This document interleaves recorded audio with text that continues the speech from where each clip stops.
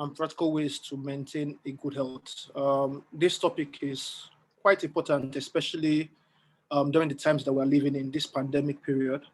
It's quite important for one to have a good health, to be practicing a healthy lifestyle, as this could increase one's lifespan. This could also help in fighting diseases. And it's not just enough for one to say, oh yeah, they want to have a healthy lifestyle. One needs to know how they can go about it and how they can maintain it over a long period of time till it becomes a habit. So I thought, yeah, it would be a good topic for us since we're all in their need of it. So thanks. That is very true. Thank you so much, Diola. Sorry. Diola, please, can you tell us what you do? Oh, okay. I'm a fitness enthusiast, and I'm a cybersecurity analyst.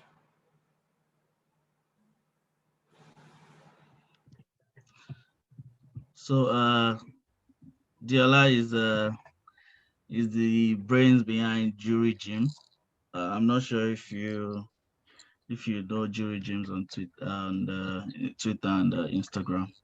So he posts a lot of fitness contents, how you can keep your body in shape and basically how you can maintain good health.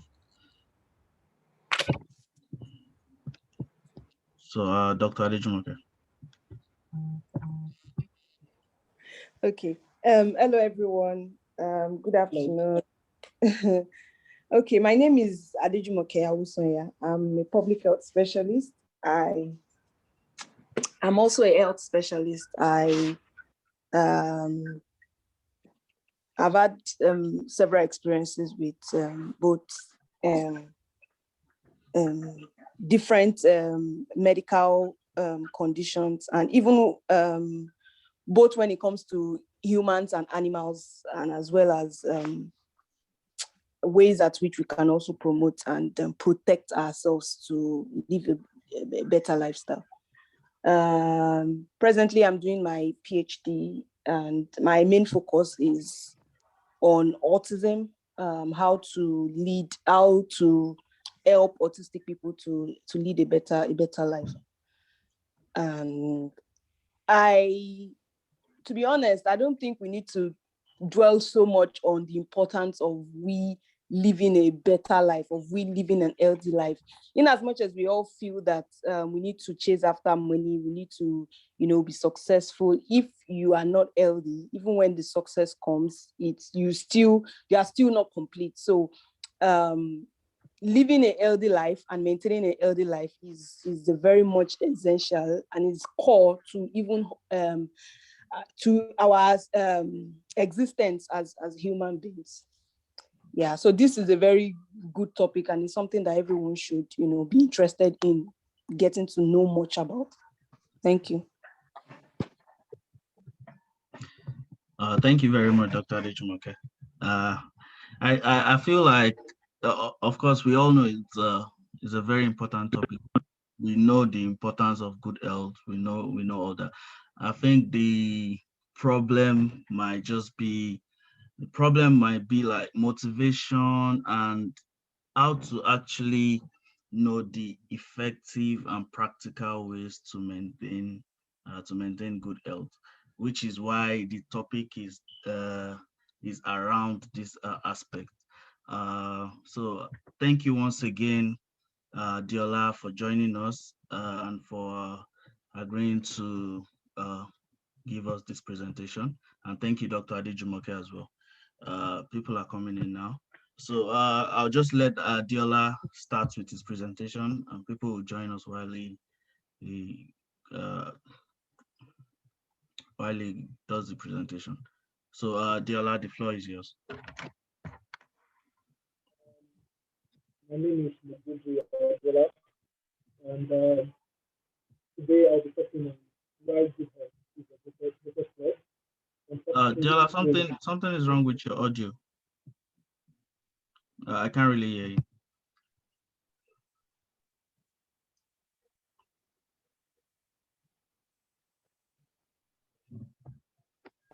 Is it better now? Yeah. Okay. So I'll be talking on why good health is your greatest wealth and practical ways to maintain a good health. And the word health refers to a state of complete emotional and physical well-being. With everything in life, there has to be balance.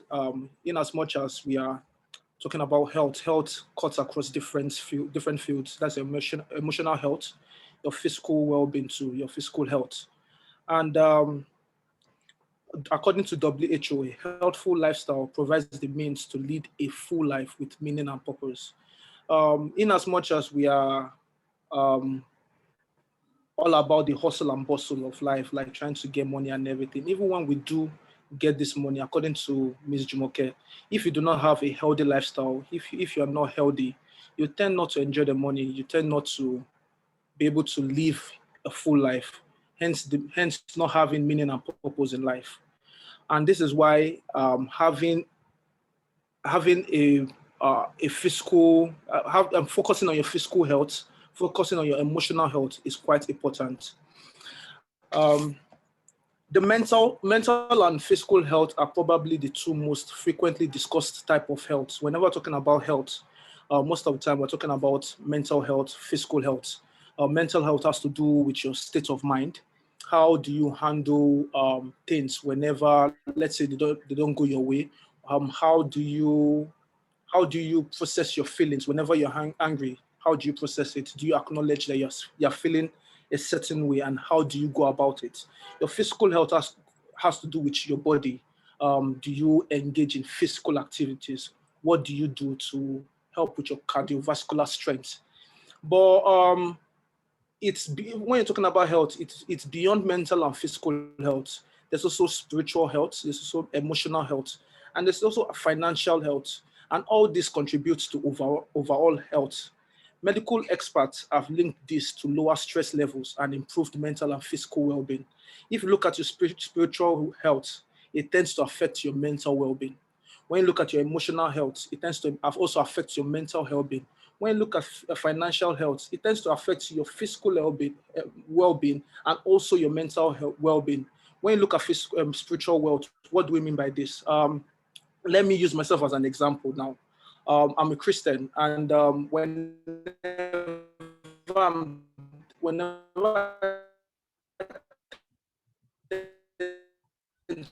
I'm passing through certain situations, whenever I'm feeling down, whenever I sit in the morning or I meditate in the evening, I use my Bible.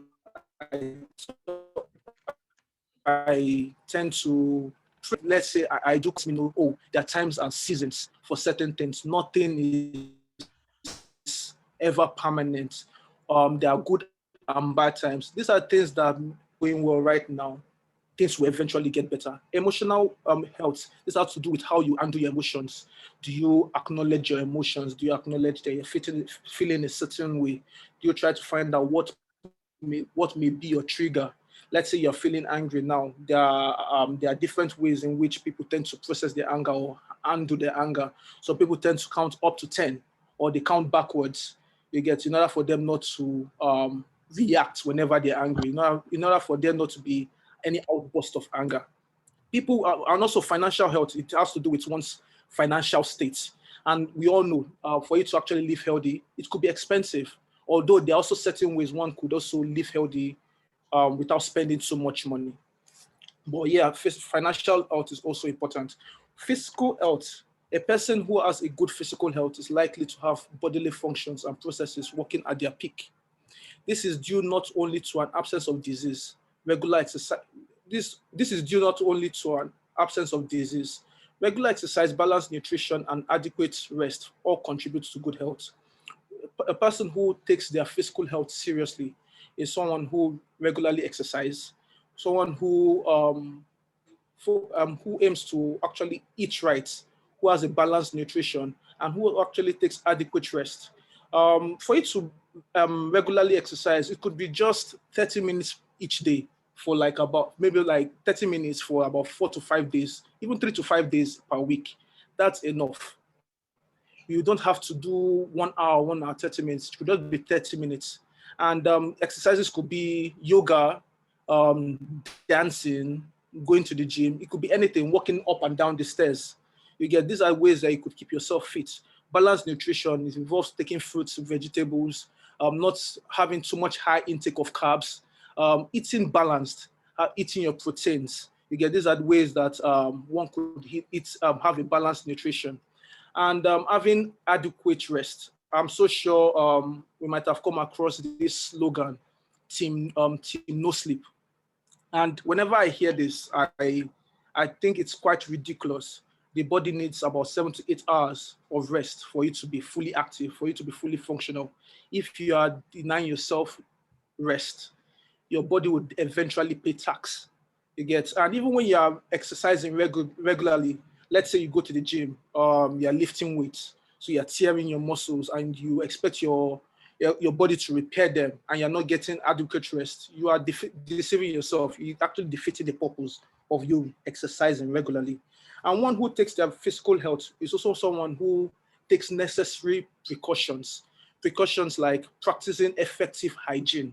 You get, you are clean, you wash your hands, you are when your surroundings are clean. You avoid the use of tobacco, alcohol, or illegal drugs. You're taking tobacco, you're harming your lungs. You're taking too much alcohol, and you are basically harming your liver. And illegal drugs, basically, you're harming everything. You're shortening your lifespan. So, and also taking the recommended vaccines for a specific condition or country when traveling. Um, I'm so sure as kids, we all took the polio vaccine. That's just an example of one who takes their physical health seriously. And hopefully, we all decide to take the COVID-19 vaccines. Mental health. This has to do, mental health it refers to a person's emotional, social, and psychological well-being. Mental health is as important as physical health as part of a full active lifestyle. A good mental health is not only categorized by the absence of depression, anxiety, or another disorder. Someone who has a good mental health doesn't mean that the person, it doesn't mean that there's absence of depression or anxiety. And I'm sure at some point here, we all feel anxious about certain things. But for one to have a good mental health, it depends on the person's ability to enjoy life, not taking life too seriously, knowing that accepting that there are highs and lows of life, and actually coming to that point where you accept that, you know what, you're going through the process and you should enjoy the process, but at the same time, yeah, also enjoy life. You get, we only have one life to live. Also a person's ability to bounce back after difficult experiences and adapt to adversity. Your spiritual health could also help with your mental health. Just like I said, whenever I'm passing through difficult experiences or difficult situations, I tend to go back to my Bible. I tend to pray, meditate. Even some people have their daily mantras. They tell themselves, in as much as I'm passing through this, I would get over it. Or even when you're trying to, I don't know if you've read this book, The Millionaire Mind. Yeah, Millionaire Mind. And it was basically talking about mantras that he tells himself every morning. He might not have the money right now, but he's already confessing it. And the universe actually, at the end of the day, the universe accepts the energy that you are giving forth. And this also has to do with your mental health. But a person's ability to balance different elements of life, such as family and finances, a person's ability to feel safe and secure. When you don't feel safe and secure, you tend to lash out. It's only natural for when a human doesn't feel safe and secure in a certain situation. It's only natural for you to react. And whenever you react, you tend to react negatively. It is important to approach health as a whole rather than as a series of separate factors. All types of health are linked, and people should aim for overall well-being and balance as the keys to good health. So as we are focusing on good health, we are focusing on our health. You shouldn't say, oh, you're focusing on physical health and you are ignoring other aspects. You are ignoring your emotional health. You're ignoring your mental health. You're ignoring your financial health. You shouldn't do that. You should take everything as a whole. All this contributes to good health. 5 steps to improve physical health. You have to drink more water than the sugary drinks. You have to exercise regularly. You have to eat more fruits and vegetables and less fast food. You have to get a good night's sleep, and you have to also wash your hands. Today we'll be focusing on exercise. On today's lecture, we'll also focus on the benefits of exercise and how to maintain the habit of exercising. I've noticed that so many people they like the idea of exercising. Now they'll be like, "Oh, I want to exercise," but they never go out. At the end of the day, they might try it a few times and just just leave it. But if you want to feel better, you want to have more energy, you even want to add years to your life, you need to exercise. Whilst people who go to the gym, they are feeling that bond whenever they are lifting weights, or you're making your body, you're basically inconveniencing your body, you're trying to pass your limits. Your body is actually thanking you the whole time. Exercise has powerful effects on both the body and mind. Let me use myself as an example. When I started working out, my trainer used to tell me whenever I'm tired, those last 2 reps I'm giving, that is me basically trying to pass my limits. And I got to realize that, that same mindset is also helped me out in other areas of my life.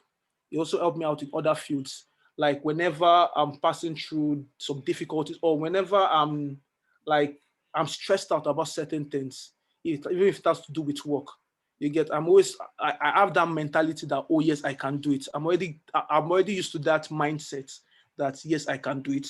I can achieve it. I just need to keep on trying. It was I'll be able to get through all these things. And for some reason, it has helped me. And that's why whenever I talk to some friends of mine, I keep telling them, focusing on my physical health, it has also affected all areas of my life. And it's one of the best decisions I've made in my life. Many people hit the gym or pound the pavement to improve cardiovascular health, build muscle, and of course, get a working body. One of the reasons why people go to the gym, let's just be sincere, is for them to improve their cardiovascular health. You realize that you don't get tired as you used to. Whenever you're you're walking through the stairs, you're climbing up the stairs, you don't see yourself panting for air. Whenever you are running or you're jogging, you don't see yourself getting tired. Even when you're dancing, you don't see yourself getting tired easily. That shows that you're passing your limits. You're actually improving. Also to build muscles, and as guys, even ladies, I've seen ladies that focused on their physical health, and every single time that they get the chance to look at the mirror, they are always happy with themselves. It also builds this confidence, and these are just one of the benefits of going to the gyms. So we'll be looking at the benefits of exercising. One benefit is it reduces stress. Exercise is a great way to relieve stress. Sweating helps in managing physical and mental stress. The body, when you're exercising, the body tends to increase concentrations of this hormone called norepinephrine. It's a chemical that moderates our brain's response to stress.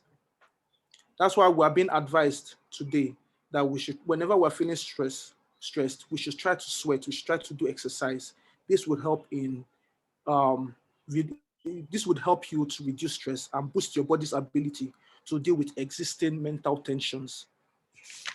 Another benefit of exercise is that it boosts happy chemicals.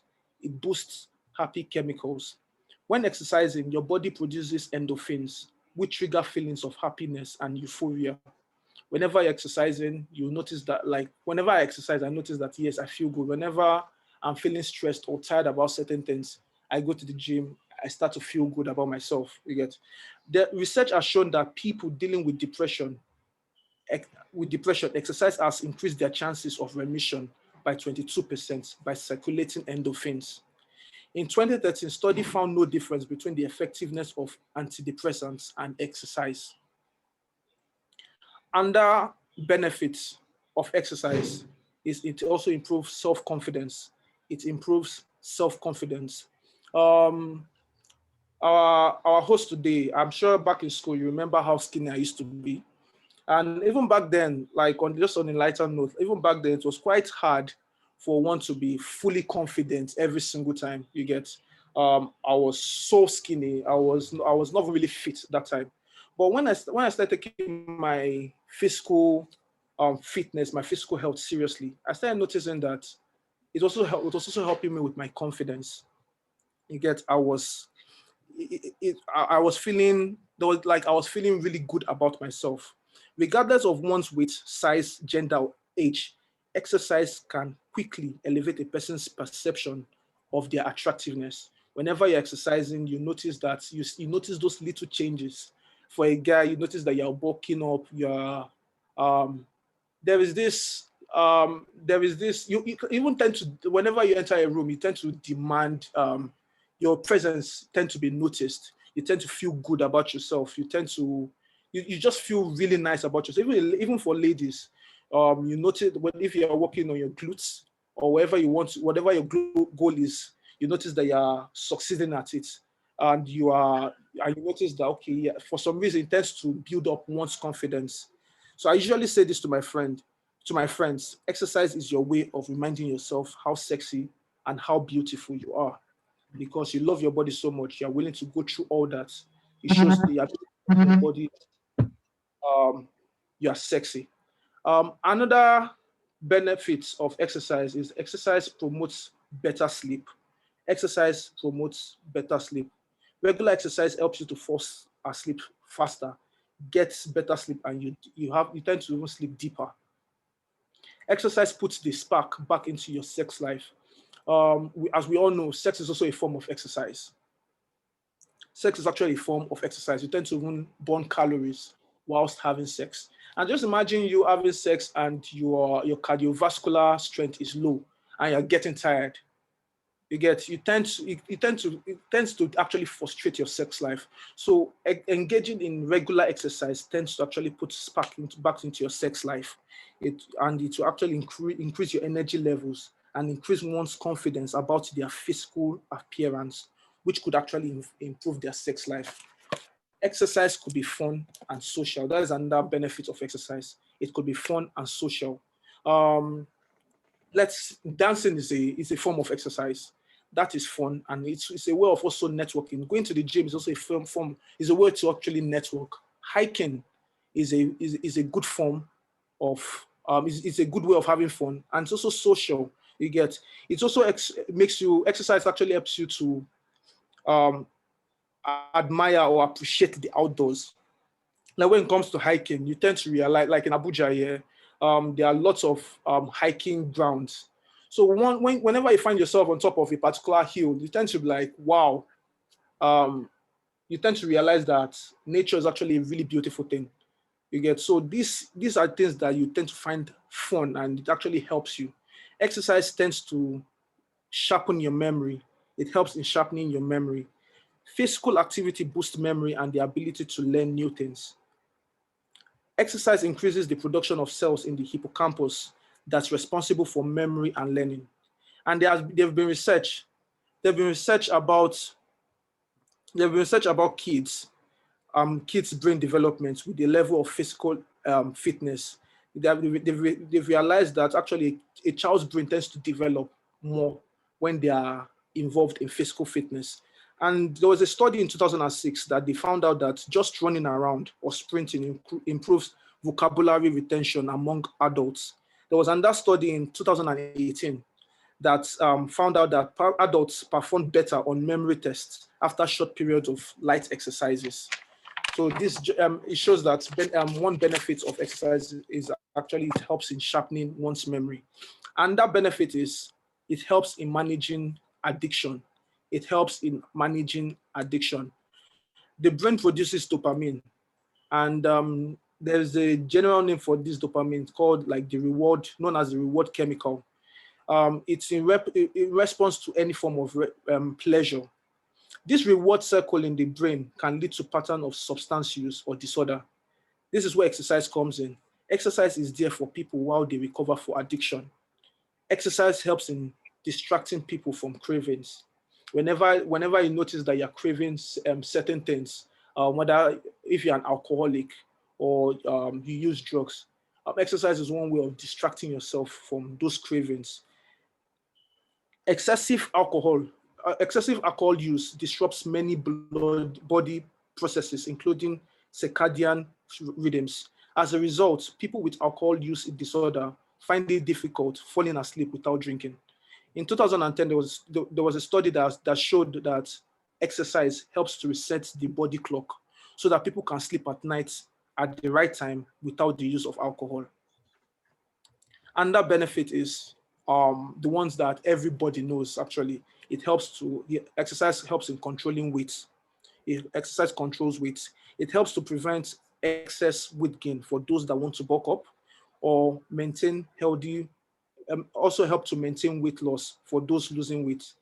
Exercise helps in burning calories. It helps one to burn calories. The more intense the exercise, the more calories you burn.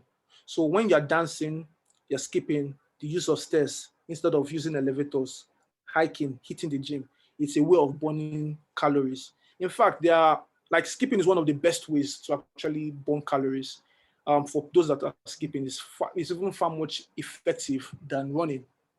According to the studies, according to research that I've made, skipping is actually more effective than running. And all this actually helps in controlling one's weight. What's important is that you engage yourself in some form of physical activity and you're consistent at it. Consistency is key. So once you engage yourself in some form of physical activity, like I know Yusuf is used to play football back in school, and that's even football. Like it depends on what you're good at. If you're into dancing, try to make it more, try to be more consistent at it. If you are into using the stairs, going up down, be doing it 4 to 5 times a week, just for 30 minutes. That's even enough. Maintaining the habits of exercising. Maintaining the habit of exercising. You have to do a variety of activities you enjoy. I would advise people to get into they should engage themselves in physical activities that they enjoy. Like there are people that they do yoga. Yoga is a great way to actually exercise. It's a great workout. Or you could hike. There are people who actually just enjoy hiking. There are people who enjoy dancing. Just make sure that you enjoy that you engage in activities that you enjoy, because it's when you enjoy it that you'll find it easy for you to be consistent at it. Have an accountability partner. When I started taking my physical health seriously, yes, there are days where I wasn't really in the mood to work out, and this is where your accountability partner comes in. Your accountability partner helps with your physical health. It helps with forcing you to go to the gym even when you're tired. Helping you to track what you're eating.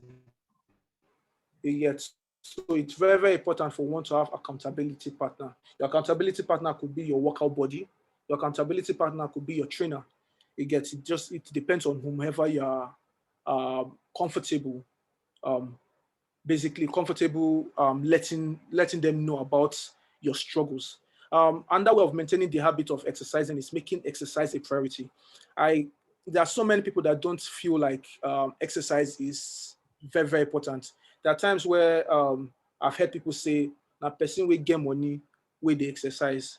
But even if you don't have the money, you still want to live long.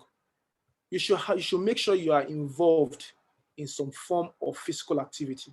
You don't have to be going to the gym. There are different ways one can get involved in physical activities. I'm aware of people that, okay, yeah, like twice a week they play five-a-side, or they do yoga, or they go dancing. Yeah, there are different ways one can actually exercise, but you have to make it a priority. The idea of the idea that exercise is not important should be erased. You can also exercise first thing in the morning. For me, that works. For me, I think exercising in the morning it's great for me. There are people who prefer doing it in the evening, but for me, it makes so much sense, because personally, I just want to get it over and done with. and I'm a morning person. So I wake up as early as 5:36. I go to the gym, I work out for an hour, then I dress up for work and I head to work. You get, so this works for me, but for other people, you can also exercise from your way home from work. You get, and this has also helped. This is also helpful for other people. So it depends on the kind of person you are. Are you a morning person, or do you find out that, oh, you are quite active after work? So you have to also work on this. You have to know the kind of person you are for this to work. Exercise. You also have to exercise when you are too tired. You have to discipline yourself. If you are doing it when you feel like, if when you feel like it, or when you're happy, you can't be disciplined. You have to realize that even when you are not up for it, even when you are not happy doing it, you just have to do it. And you have to actually have a timetable. That's where the next point comes in: log your activity. So everybody go particular reason. Do you want to grow a bigger butt? Do you want to bulk up? Do you want to lose weight? It depends on people to log your activity. So like, let's say this month I want to bulk up, and there are certain exercises I need to do. I have there's a book that I have. So each day there are certain workouts I do, certain amount of reps, certain amount of sets that I do, and I have my meal plan, and I make sure I log all these activities so that I know that I'm following them judiciously, and this helps me to be accountable to myself. And that way one can maintain the habit of exercising is beware of all indicators of progress. This can be very helpful. This can be very helpful. Like whenever you notice that you are progressing, let's say for ladies, you want to grow bigger butt, and you've been doing squats, you've been doing lunges, you've been doing glutes, you've been doing all the exercises that you need to do, and you notice that, oh yeah, that butt is coming out. For some reason, that tends to also motivate you. You realize that you have the eagerness to keep on working out. So you have to also try to also notice the progress that you're making. And when you notice this progress, you notice that it becomes so easy for you to want to even continue working out. The last one, reward yourself. You have to reward yourself. So I usually advise people. Let's say you have a meal plan, and there are certain meals you want to eat. At the end of the week, there is nothing bad with rewarding yourself. So let's say you've been eating clean for like 6 days. There's nothing bad with you having chocolate on the seventh day. It's just a way of rewarding yourself. When you reward yourself, you tend to have the motivation to continue the following week. But for most people, I've noticed that it doesn't work for them.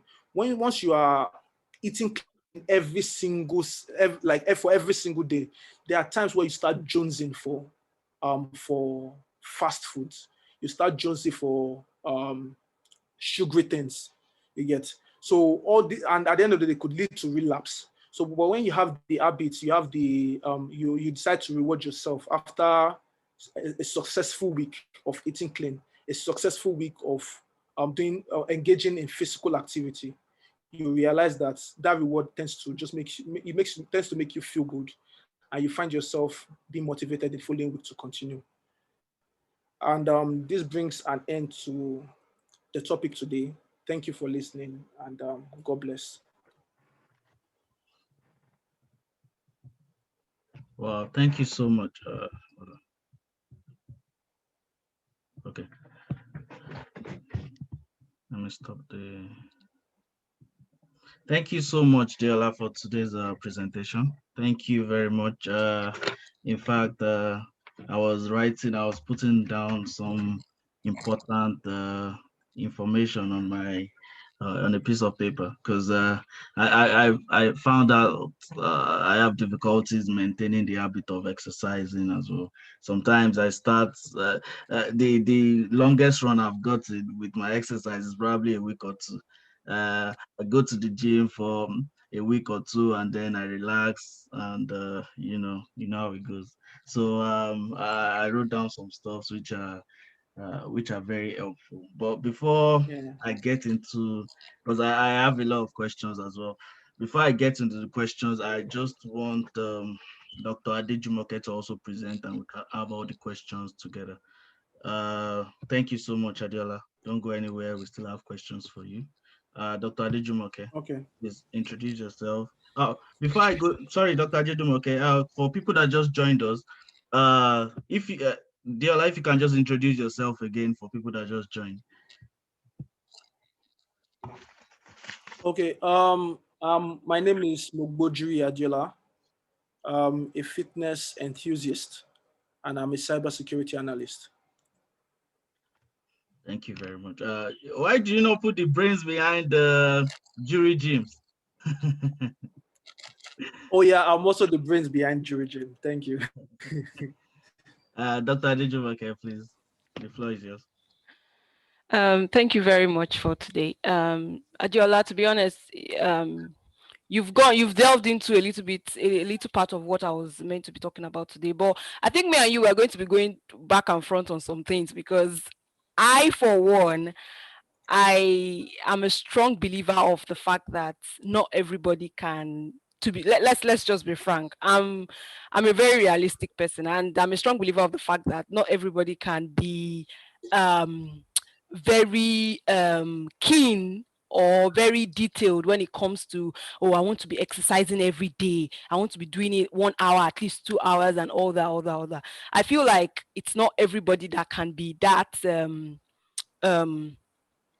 cultured to want to go all the way, and most people tend to end up giving up at the end of the day. So me, as a person, and as an health specialist, I always advise people that as much as possible, try and, even if you can't do it every day, try and make sure that at least 3 times in a week you engage in some form of physical activity, exercising and all that. And you don't even have, like Deola, rightfully, like Deola said, you don't have to make it. I think the moment we start giving things tags or labeling things, it makes it very difficult, and our brains tend to like interpret it in another way. So probably not label it as I want to start exercising. It could be as small as, like Deola said, dancing. It could be as small as, you taking a walk. It could be as, the moment you start giving it a label, then it becomes very difficult for you to achieve. So Deola said the first part of what I was meant to say. So I'm just going to dive into the other part, which is food. I believe that one of the best and the fastest way you can also keep fit, stay healthy, and also maintain a good well-being is watching what you eat. Aside from having to exercise, aside from having to run, even if you exercise as much as you can, if you are not watching what you eat, if you are not looking out for yourself, especially when it comes to what you take into your body, all the exercise you are doing, I feel it's just going to be a waste. So it's very, very important to actually watch what you eat. In fact, if from the recent studies that have been carried out, taking cognizance of what we eat is actually as important as you sleeping and waking up every day, because our body is like, you don't want to turn your body into a dumping ground. You want to be wary of what you actually put in it. So my today's session will be talking about eating a rainbow maintains a good health. And what do I mean by eating a rainbow? Basically does means that eating a variety of food, different colors, making sure that your food is colorful. The moment you have it at the back of your mind that I want my food to be colorful, then you would have this different perception towards food. When we think about food or what we eat, we need to acknowledge the fact that there have been some challenging paradox or myth when it comes to food. We keep hearing these things every day, but the basics or the main thing about it is that food is vital for our health and well-being, mental health, physical health, even for you to maintain a good exercise routine. You need to think about what you're actually feeding yourself. But the problem that we have now is that the quality of our diet has deteriorated. Like, it has gone down the slope. Like, despite the fact that can you take it back to the other side? Yeah.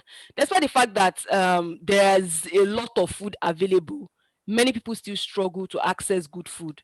like the food that we need for a healthy lifestyle. Many people still struggle to access those kind of food, you know. And according to the WHO, food is one of the major social determinants of health. Like, aside from every other social determinant, shelter and all that, food is a major part of our life, of our well-being. And that's why even when you're talking about culture, food is an important part of our culture.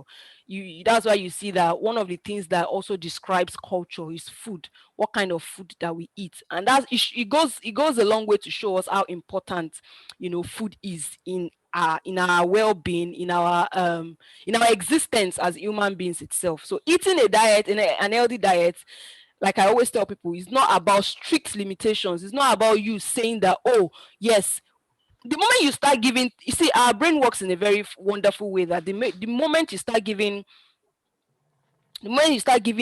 things tags, and you start giving yourself deadlines, and giving yourself I need to achieve this, I need to meet this, the brain just works in a very funny way. And that's when you start seeing that you start thinking of a day that, oh, I just need to rest today, I need to rest, because you have already fed yourself the information that I am working towards something, I am working towards achieving this. And like I always said, that eating a healthy diet shouldn't be about restrictions. It shouldn't be about being unrealistically thin. I remembered before, while I was still young and I was growing up, I used to think or have it in mind that for me to be healthy, I need to, you know, keep I need to be very thin, I need to know, not eat this, not eat that, and all that. But it's not about that. It's really not about that. The nutrients in food that we need in food enables our cells, the cells in our body, to perform their necessary function. And how can they perform their necessary function? That means that we need to have all those nutrients present in the food that we are eating. So the nutrient that we take has to regularly meet the nutritional needs that is required for our cells, for our metabolic process to work well. So the moment that those nutrients are not present there, then all this process starts slowing down, and that's when you start developing different health conditions and all that. So you don't have to deprive yourself of eating any particular food or eating any particular thing. I would rather even tell you that instead of depriving yourself of this thing or making yourself feel bad about what you are eating, try and see how other healthier options that you can go for, other healthier versions that you can go for. Healthy eating, like I said, doesn't have to be overly complicated. It doesn't have to be very overwhelming. And to be honest, if you do your research, you'll find out that even researchers out there say different contradicting things. Now, for instance, I've heard some of these researches that we have read, they say, okay, eat a lot of vegetables. And then you read some other articles which tells you that, you know, the vegetables that are even grown now are grown with a lot of fertilizers, molecular modification of these vegetables that we eat now. And we can also see some of the side effects of some of these things. So in fact, when you start reading, when it comes to food, when you start reading some of these articles, you start seeing contradicting informations out there. So the first thing, and I feel we should think about, the first thing I would say is that the truth, which is the truth, is that it's not about the most important thing is your overall dietary pattern. That is the most important thing. What am I eating? What am I taking in? So forget about the fact that, oh, this food, they say this particular food is good, they say this particular food is bad. You know, what am I eating? Is everything that I eat in a day, is it serving the purpose of making me healthy? Is it feeding what I need to function well for my metabolic process to actually work well? Like I always say also, the cornerstone of an healthy diet should be to replace processed foods with real food. That is, to be honest, that's the cornerstone of it all. Thinking of eating this or eating that, not eating this, I think that's just secondary. But the primary aim should be, as much as possible, replacing processed food with real food. So let's try as much as possible to eat something that is as close to nature, you know, as we can. And to be honest, that alone makes a huge difference. It makes a huge difference of how you feel, how you think about yourself, and even in no time you start seeing very effective changes in your health and in yourself as a whole. Next slide, please. So To be honest, if you Google online, you will see several articles linking food to different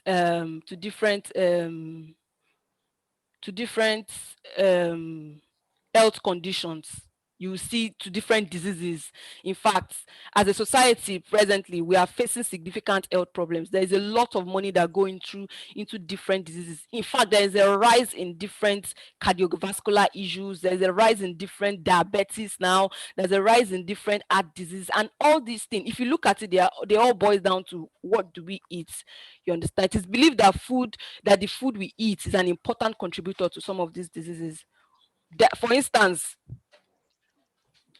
hypertension. Let's look at hypertension. One of the basic things that you can do to actually limit or reduce your risk of having hypertension is to probably to reduce the salt content in your food. It's as small as that, and we can even practically in our lives, you can see the connections of these things. Researchers have shown that the development of heart disease can be triggered by multiple factors. These factors include insulin resistant, elevated almost, they're just oxidative stress. There is a lot of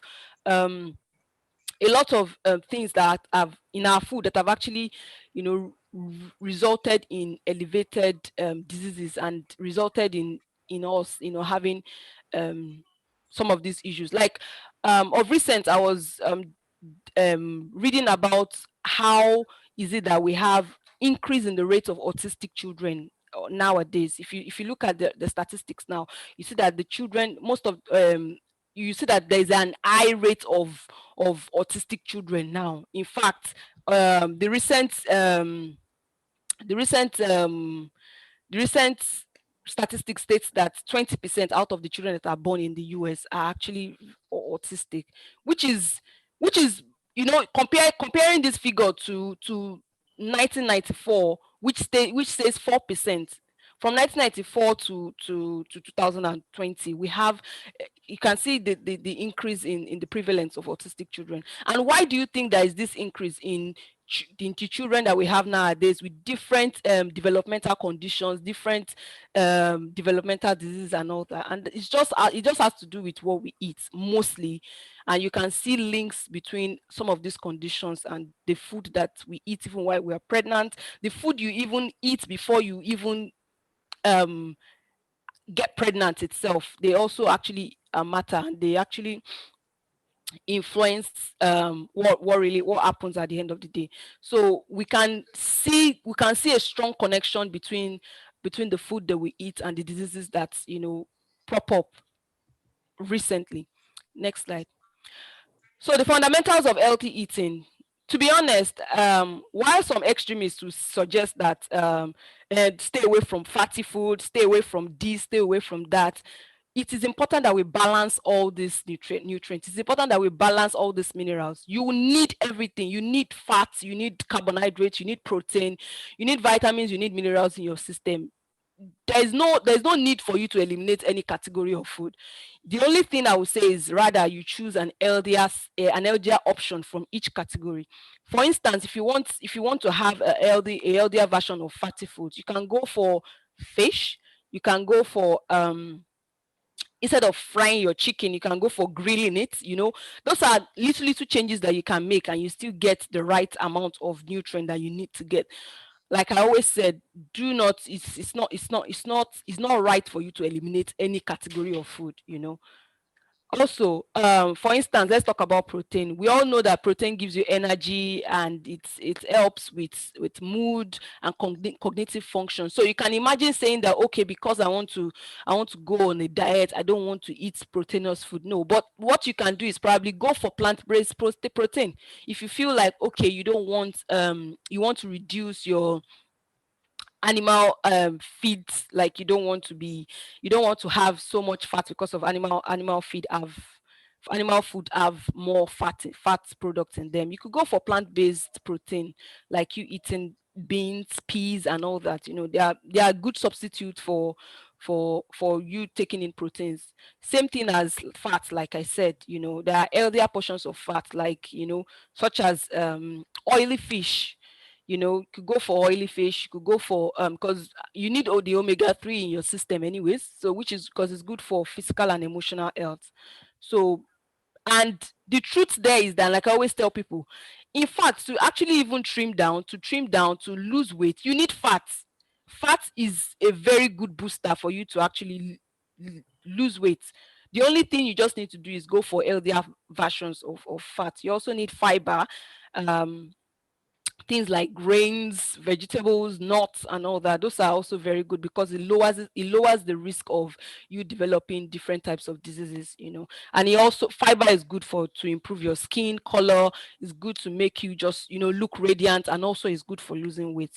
You also need calcium, as well, as I said, because the lack of calcium in your body can also lead to anxiety, depression, and also you can start having sleep difficulties. If you notice that probably you're having difficulty sleeping, aside from you doing exercise like Adeola have suggested, you might also want to look at your calcium intake. Probably your body is lacking in that area also. Also, carbohydrates is also good for you to maintain your energy. If you'll be doing a lot of exercise, then you'll be needing a lot of carbs. But the thing there is that you can go for healthier carbs. Like I said, choose healthier versions instead of you going for processed sugars, instead of you going for refined carbs. Why don't you go for probably whole grains, cut back on your white bread, you know, pastas and all that. You know, if you're going to eat rice, go for brown rice. Oh, to be honest, some of these things are easier said than done, because even me, it's not like I do everything, but I try. I try as much as possible. I remember at one time I was trying to like reduce the rice that I take, so I decided to start buying brown rice. You know, those are the simple ways, you know, you can do that. Because as Nigerians, to be honest, if you remove rice from what we eat, what is there? What else is left to be? But one thing you can do is go for brown rice. Brown rice is a very good source of good carbohydrate. It's a very good source of carbohydrate. Next slide. So making the switch to an healthier diet. To be honest, I always tell people that you don't have to be perfect. You don't have to completely eliminate any food that you love to eat. The moment you start taking out food that you actually love to eat, that's when you start having a problem. If you try the brown rice, if the brown rice is not working, that's fine, leave it. Why don't you try and, okay, I'm going to eat smaller portions of rice? Those are the little ways by which you can, you know, help yourself to make an healthy switch. So switching to an healthier diet, like I said, doesn't have to be fantastically complicated. It could be as small as you just limiting the portion of food that you eat. It could be as small as that. It could be as small as you, if you eat 3 donuts in a day, reducing it to 2, then later to 1, then, you know, just like that. You know, because when you start restricting yourself, or when you start having the mindset that I need to stop eating this, it will lead to you cheating, and it will lead to you giving up. Why do you always give up on plans? Even in exercises, why do you always give up on things like that? The moment you have a strict routine towards it, the moment you start thinking of it as, I need to stop this, I need to start this, the brain works in a very wonderful way. That's when you start thinking of giving up, and that's when you start thinking of cheating on that plan. So to have an healthier to make a switch can be as small as pick on tips that are very manageable for you. Pick on things that you can do. Small changes, they matter. Keep your goals as modest as you can, so that it's easy for you to achieve. You know, it's very, very important that you keep your goals as modest as you can. Then to set yourself up for success. And how do you set yourself up for success? Number one, try as much as possible to prepare your own meals. You see, one thing that makes me not to eat less is the moment I start thinking of, I have to go and cook now.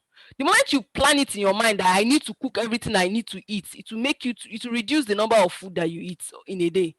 Then also it will reduce the your calorie content, because you're the ones that is cooking it. You can limit the salt that you put in it. You can cook it the way you want to cook it. You can limit the number of the sugars that you're adding into it, you know. And also it will help you to stay away from chemical addictive also, because in some of these processed foods, you know, you have chemicals in them. So cooking your food yourself is one of the easiest way to you know, to start to be successful. Then, like I said, making the right changes. you don't have to lead an un you don't have to lead an unhealthy food life. You know, the little you can do is by probably substituting, you know, alternative, like I said. For people that are addicted to putting sugar in their tea, you could start by substituting with honey. You could start by substituting with with less number of sugar. Those are the little changes you can start making by switching from animal fat to plant fat. You know, those are the little changes you can start making. So this kind of changes will help you will set you up for success. Then also read the labels.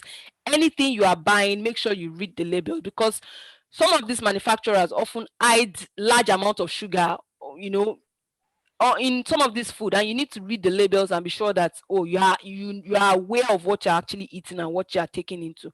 Even when you are buying your vegetables, you need to read the labels and be sure that they are organic, vegetables. Also, focus on what you're eating. Focus on how you feel when you finish eating. How do you feel when you finish eating?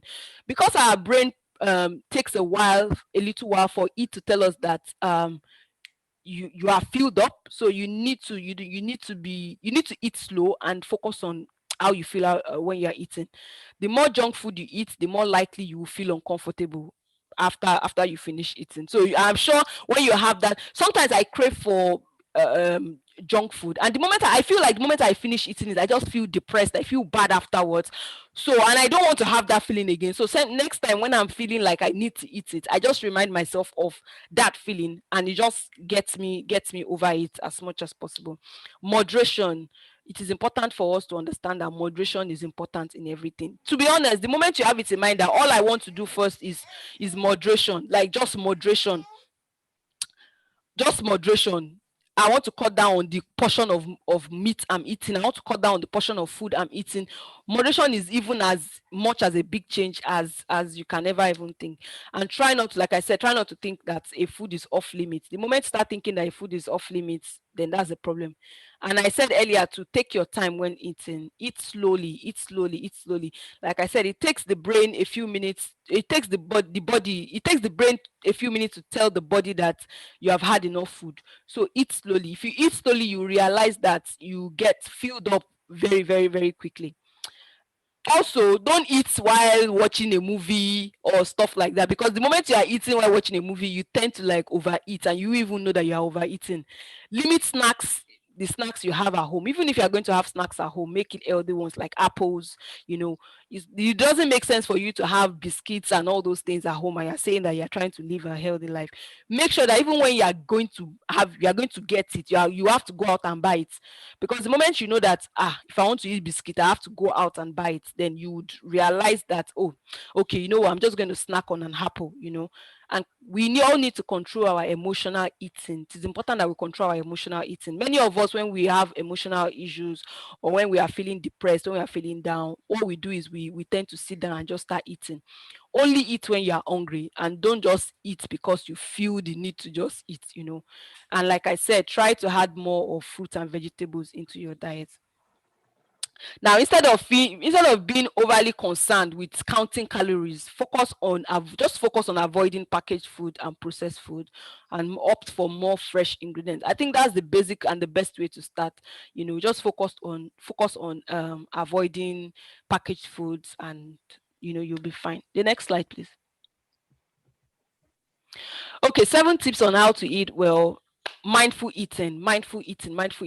Always be mindful of what you're eating. Think about it before you eat. If I'm eating this, what are the health benefits I'm getting for it? What nutrient is this going to give me? You know, it is very, very important. Then sleep. Getting enough sleep is very important. Sleep. If you feel like you have sleep deprived, try and have bananas, almonds, cherries, and you know,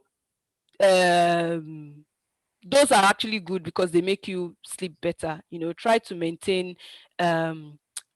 sure that at least you eat 3 hours before bed. It is very good, because when you eat close to bed, you also tend to not sleep well. Also, if you feel hungry before you sleep, you could just have a piece of fruit or a glass of milk. That's also very good. Those are very good bedtime snacks. Also, think fish think fish, think fish, think fish. Before you think any other thing, just think fish. Fish is always a very good option to any other protein source. You know, fish is always very good. So just think fish. And water. I always tell people that water is very, very important. I take a lot of water. Water helps to prevent dehydration. The US Academic of Science says that for a man, the daily intake of water should be 3.7 liters, which is about 15.5 cups of water a day. And for a woman, it should be about between 2.7 liters, which is about 11.5 cups of water a day. So try as much as possible to have a lot of water. As you can see, if you start counting, if you start thinking towards that I need to have 3.7 liters of water a day, you realize that even sometimes when you think you are hungry, what your body actually needs is water. Sometimes when you think that you want that kind of fruit of soda, it might just be that your body needs water. It might not even actually be that soda, you know. And I always tell people that, do you know that in a can of soda you have 9 cubes of sugar in it? You can imagine you putting all that into your system. That's a lot of waste already, and which is very, very unhealthy. So go for healthier version, drink water. If you are the kind of person that don't like water, you could try with what do they call them, sparkling water. It gives you a feeling of you drinking something like soda. So you could start with sparkling water.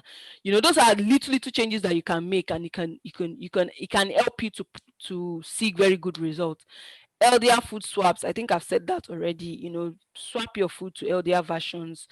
And like Adeola said, go easy on alcohol. If you are an alcohol addict, try to reduce the quantity of alcohol, because alcohol acts like antidepressants. And the moment you take more of alcohol, you know, it just makes your body feel much more dampened and moody and depressed. Lastly, go easy on yourself. To be honest, don't beat yourself about it. Don't compare yourself to anybody, because you don't even know what the other person is doing. You don't know what they're actually doing. You don't know how they are running their own life. You know, just go easy on yourself. If you feel like you can only go for that exercise, that walk, that run once a week, start with once a week. If you feel that, okay, this week I'm going to go for twice a week, then start with twice a week. You know, go easy on yourself, and with that you'll be fine. And I think that comes to the next slide. Yeah, that comes to the end of my presentation today. If you want the references to everything I just said, the references are linked at the end of the presentation. You can access them if you want to read more about it. Thank you very much. Thank you very much, Dr. Adejumoke. That was very engaging and very. I felt like Adeola talked a lot about exercising, while Dr. Adejumoke talked about food, which are very important ways in which you can maintain a good health. So I'll thank you very much once again, Adeola and Dr. Adejumoke. Before I go for my questions, I would want to know if anyone has questions for the two mentors today.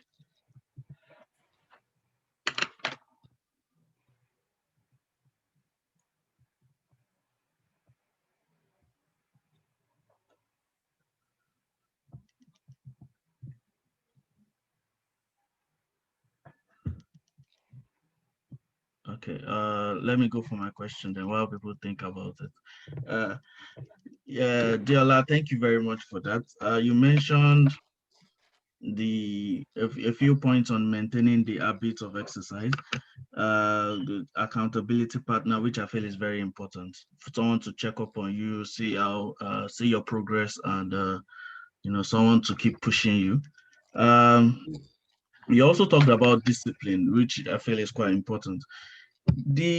Dr. Adejumoke mentioned something before she started her presentation that you could do for just 3 days, you know, like not necessarily every day, but it's just about the consistency. So I was just wondering, for lazy people like me, do you think like just having 3 days of exercise, does it really work? And which you mentioned that skipping is really the most efficient. So can you just go about, uh, tell us what is really the most efficient? So is it more about going to the gym, or things you can do? Are there things you can do at home that equates to going to the gym every day for people that are not so disciplined enough to be going to the gym? And does the 3 day work, the just having it 3 days in a week, can it work, and how can that work if it can actually work? Um, three, with everything there has to be balance. Like, in as much as you're engaging in physical activity, you also have to create time to rest. Yeah. You get, and when I mean rest, like, you don't. It's not only about sleeping at night. Sometimes taking days off. You get, um, for someone who is just beginning, 3 days is perfect.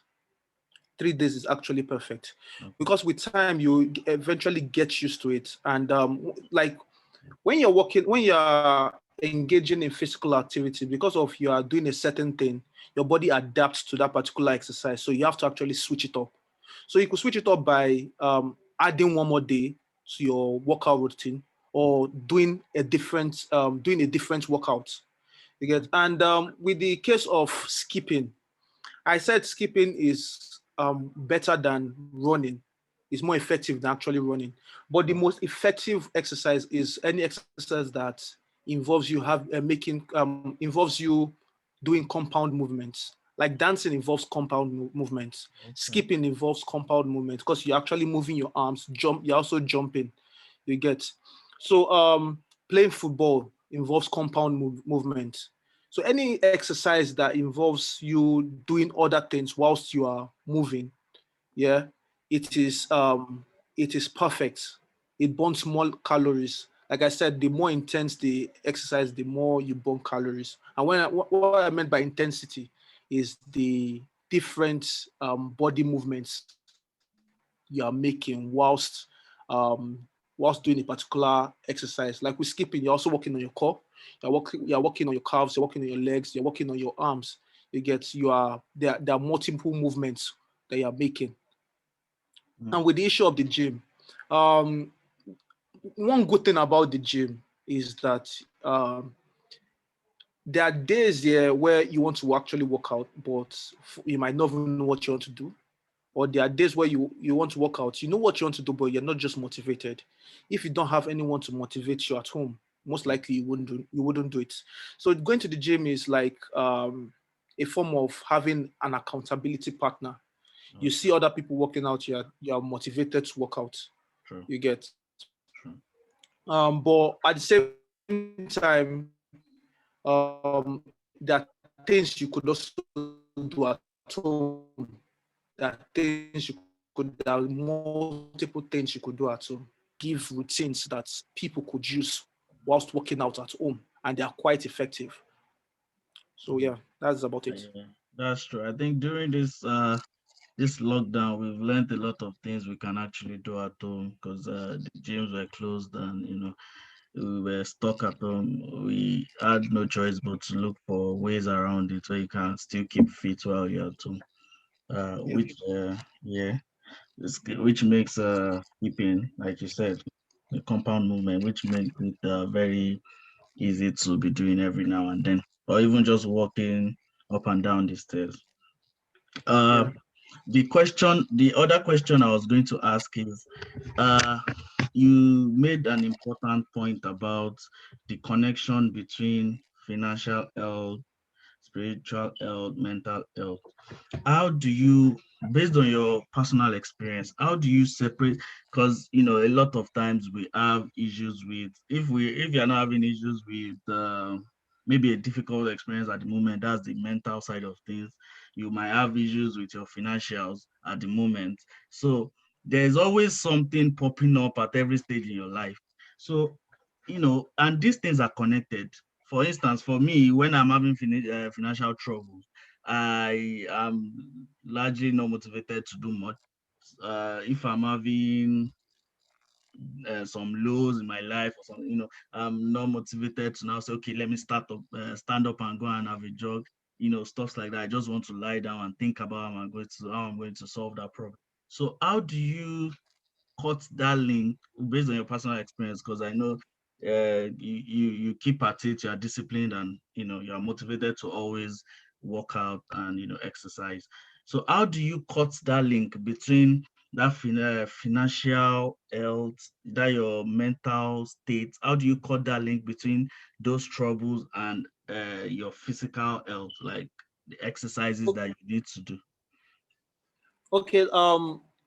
Let us use the financial health as an example. Okay. One is passing through financial difficulties. That alone can make someone have sleepless nights. Sure. That alone can make someone not motivated to do stuff. You get, but this is where other types of health come into help. Like when one is passing through financial issues, this is where one's spiritual health could help. You get, like I said, whenever I'm passing through issues, there are times where I just go to my Bible or I pray. And for some reason, there are times where I just come across a particular passage that talks about times and seasons, you get, or talks about how God is so interested in the little, like the tiniest details in our life, and how he comes to actually help us. So that, like, issues like that, I'll be like, okay, you know what? Yeah, at this point in my life, things aren't going well. But there are situations in the past where when things were not going well, eventually things got well. So there are just times and seasons. So these are things that tend to motivate me. And when it comes to even the physical health, whenever I'm feeling stressed, whenever I'm feeling tired, whenever I'm feeling unmotivated, you get, Yeah. like I said, engaging, if you could use going out of gym, you could let's say dancing. You are dancing, you go to a particular arena where they are dancing, or you go to a place where they are teaching dancing. You find yourself eventually having fun. You find yourself talking to someone.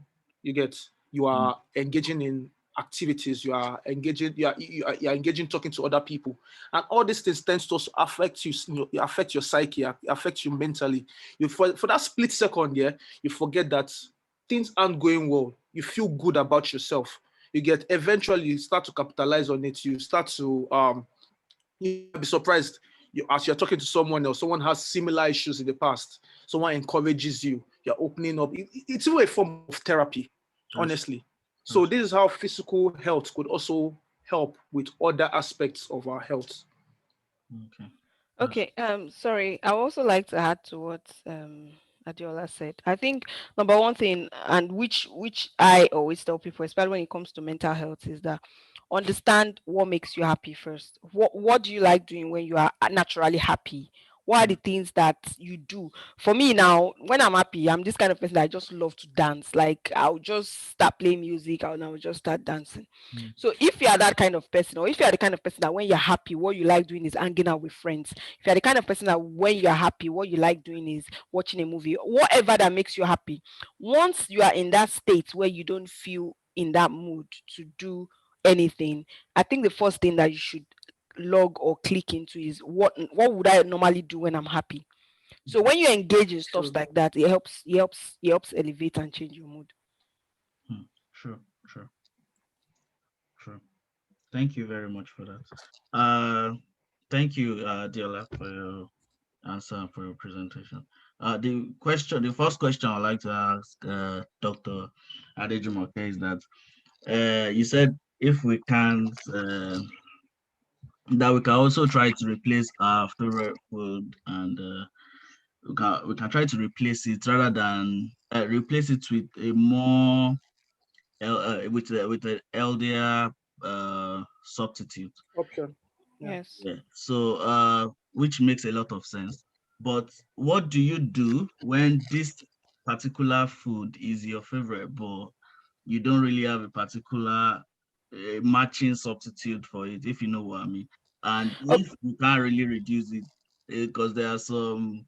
Let me give you an example of doing the little you can. Yeah. For me, I remembered when I was when I was working at a particular place, and there's this McDonald's shop beside it. I love this McDonald's breakfast they sell there. So the McDonald's breakfast they sell there is actually bagels with beef, with beef, eggs, and sausage in it. Then it has this what is it called? Pork also. What is it called? What's the meat called? Bacon. Yeah, it has bacon too in it. So, and I realized that the first time I ate it, it was so nice. It tasted so good. So I felt like, okay, if I'm going to be eating this thing, I need to find other means of eating it. So what was the first thing I started doing? I went to their website and I found out that, okay, you can make your own yourself. That means you don't have to buy the ones they make readily. You can make your own yourself. So what did I do? Instead of getting the normal bagels, I went for wholemeal bread. Wholemeal bread. Then I removed the sausage, I removed the bacon. So what I have there now is I changed the sausage from pork sausage to chicken sausage. So those are I'm just trying to give you an example of the little ways you can make changes. The same thing as when we, eat in the house too. If you are the kind of person that I just love fried, anything fry. Why don't you try using olive oil to fry? Okay. That's what I'm trying to say. So no matter what you love, no matter what you love is, there are always other substitutes that you can make to eat. It could be as little as, like I said, grilling your meats instead of frying them. Yeah.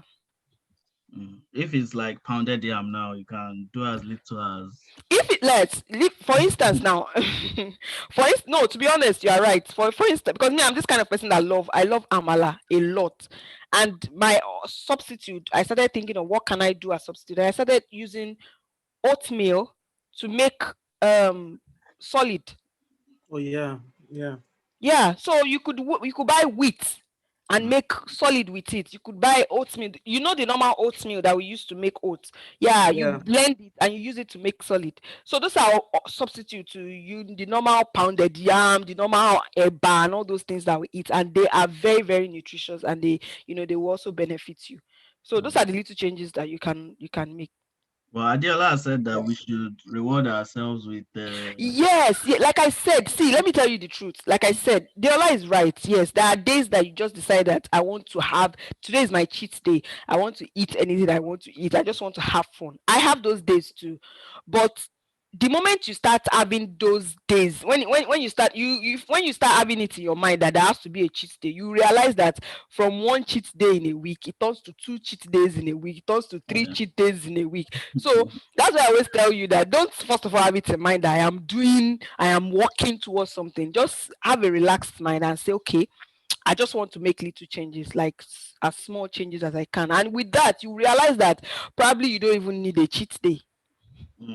You get used to it, and you get used to it. Yeah, you get used to it, and you might not need to have a cheat day. I was going to ask Deola a question about for your herbs, like if you're a lady and you just want to like tone down on your herbs, what are the practical things you would ask the person to do? Tone down your what? Herbs. Okay. The first thing I would advise someone to do is you could in fact start with skipping. But like you said before, the meal is actually the most important thing. I remember one of my trainers telling me that it's 70% what you eat, 70% of what you prepare in the kitchen, and 30% what you do at the gym. You get? So the meal is the most important thing. Make sure that you are eating healthy. Find better alternatives to let's say rice. You could take brown rice, like you said, and or couscous. Couscous is a good alternative. Yeah, and so basically knowing that you have to, let's say, reduce your carb intake, because carbs tend to also create fat around the tummy area section, because it's actually easy to gain weight around that tummy section. So you could also practice this portion control. Yeah, very, very important. If you're finding hard to find alternatives, you could do portion control, where you reduce your carb intake have more protein, have more vegetables. You get, and if you're having protein, I would advise stick to fish or chicken. You get, they are great proteins. Yeah. And the exercises, skipping, there are different ab exercises one could do, but I would advise work on upper abs, like the first day. The second day, work on the middle one, and other days, work on the lower ones, because the lower ones are quite stubborn. Mm-hmm. So, like, yeah, let's say you are working out 4 times a week or on your abs, or let's say 3 times a week. Um, you could just do up and middle the first day, then focus on the lower the second and third day. You get, and these are the ways that you can reduce your tone down your So, but but what aerobics is exercise? Okay. aerobics is very good. Aerobics Okay. is very good. Like sit up and maybe. Mm. Thank you very much. Yeah, no problem. I was going to put this. Do you have any recommendation or advice for people that have restricted timing, in the sense that maybe people that are always so busy with work, with so many things in their lives, and people that get home late or go out very early. They said eating breakfast is very important, but a lot of people go out very early. They said don't eat 3 hours before you sleep, but a lot of people come back really late. So do you have any advice?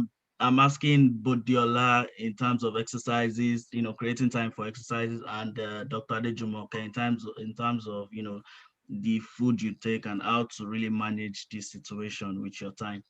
So, do you have any advice? Or anyone can go first. Um, for those that are extremely busy, Yeah. like I said before, it doesn't the exercise doesn't have to be long. Okay. It could be 30 minutes, and it could be it could be an exercise where it just involves you walking on the stairs and coming down, walking on the stairs, coming down. You won't tend to realize that those kind of exercises are actually quite intense. And like in the whole of 24 hours, at least it should be possible for one to dedicate 30 minutes Yeah. whole of 24 hours. That's why I said that one should actually see exercise as a priority. Mm. Yeah, because the things that you prioritize, you tend to create time for it. Right. Okay. So if you see it as a priority, if you see it as something that is quite very important for you, which it is, It is. Yeah. for the fact that you want to increase your lifespan, you don't want to die before your time, you want to enjoy life to the fullest, then out of 24 hours, one should, and we're not even saying you should work out 7 days a week. It could be 3 to 4. You get, try to just create 30 minutes per day, 30 minutes in 24 hours. If you see it as a priority, one should be able to create 30 minutes to just do little workouts. True. True. Thank you with very much. with regards to food, you have a very busy lifestyle, but I always tell people that it depends on how you plan your day. If you know that you're the kind of person that gets home at night, then try as much as possible to have a good lunch. Make sure that you spare time to have a good lunch. You Mhm. could pack your lunch from home to work. When I there was this place I used to work that was taking so much of my time, and what I do is that I try as much as possible to wake up very early. I Okay. make my breakfast and I make my lunch as well. So I pack my lunch in my pack, and I make my breakfast, and then I make sure that I eat breakfast, and my lunch I make sure that I eat a good lunch. So when I get home, all I need to do is probably, if I feel hungry, just snack on an apple or banana. Banana is very good when you are going to bed, and drink a cup of milk. You realize that you are filled up, and because since you already had a long day anyways, you just want to sleep. And then you make sure that the next morning you are eating something very, very good that will take you through the day, probably something like oats, because oats has this way of filling you up and making you, Yeah, and true. taking you all through the day. So if you have something like oats in the morning, you realize that you are okay almost half of the day. And then since you already packed your lunch, you can have your lunch. So with that, you realize that you don't even have to junk outside, or eat something unhealthy, and you can still have your life even within those limits. So like Diola said, priority. No matter how busy you are, it depends on what. If you are as busy as people say they had, I still know people that still have time to check social media. They still have time to, you know, chat up with friends and pick calls and all that. So it's all about prioritizing on what you want. And another thing with exercise is that if you are working at a place whereby you sit down a lot, probably you're going to be on your decks or for hours, you're going to be sitting down a lot. Remove your chair, stand up, do whatever you want to do. Make sure that you sit less. If you are sitting for 1 hour, make sure you are standing for 2 hours. You know, those are little ways that you can do exercise and still have a good life. True. Well, it's been very educative. Thank you so much, Deola, for your presentation. Thank you so much, Dr. Adejumoke. Thank you for everyone that has been able to participate in this session. Thank you. Abib and his team, they were presenting for CFA, I think in early hours today, 12 o'clock or so. So they were not able to, they're probably resting. We are not having the presentation, the mentees presentation this week, but we'll continue next week. We'll continue next week with 2 mentees going to present next week. But you know, thank you very much for this session. If there are any questions, let's take it before we end this session. Thank you very much, Professor Bolajo Kwaino, for joining us today as well. Oyelami, thank you very much. Thank you. Have a blessed weekend. Thank you. Professor Bolajo Koto happens to be a very good food nutritionist, because I used to stay in her place, and she is so particular about what she eats and her exercise. She takes it very, very serious. So thank you very much, man. Welcome, everybody. Well done. Yes, yes, man. Thank you, man. Okay. Thank you very much for this session. All right. See you guys next week. Thank you very much, Deola. Thank you. All right. Bye-bye. Yeah, thank you. Bye-bye. Bye.